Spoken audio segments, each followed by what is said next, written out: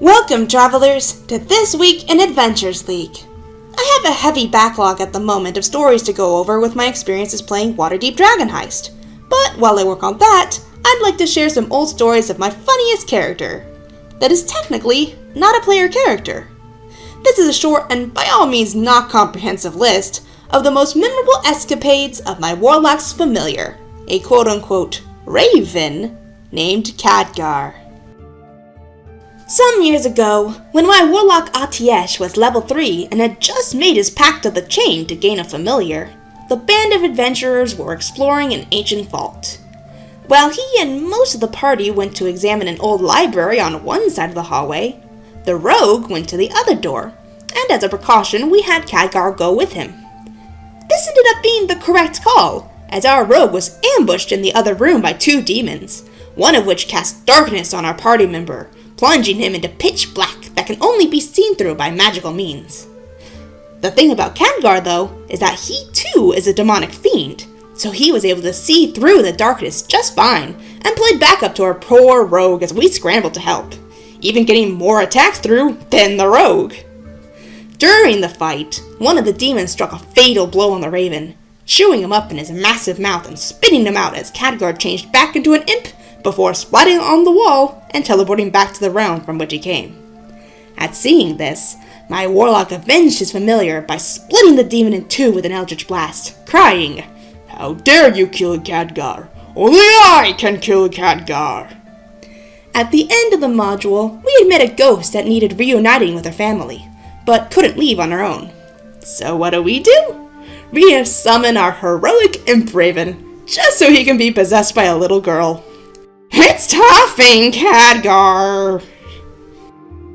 This is a shorter story, but if you've been keen-eyed, you'll notice Khadgar often wears a little red fez.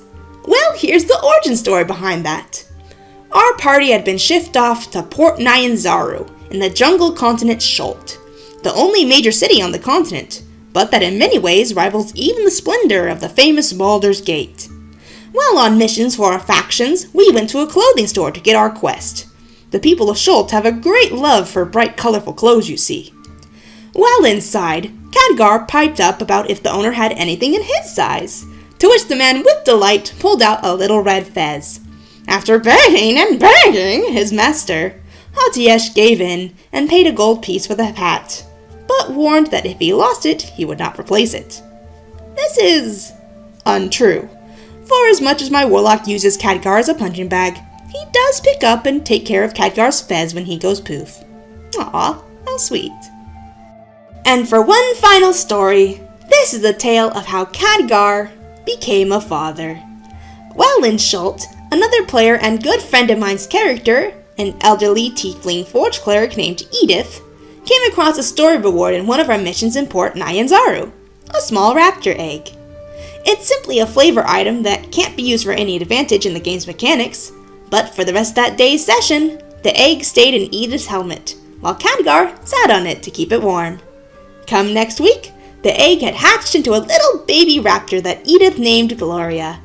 And ever since, Khadgar calls the little raptor his son, despite Gloria being a girl.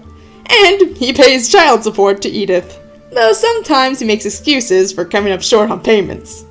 How does a familiar make money in the first place? Let's just say Atiesh should count his coins every night before bed.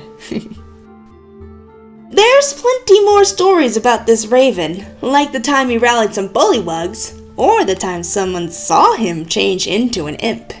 But I'll leave you all to tell me if you want to hear more about Khadgar's misadventures. Tune in next time to hear all about what happened this week in Adventures League.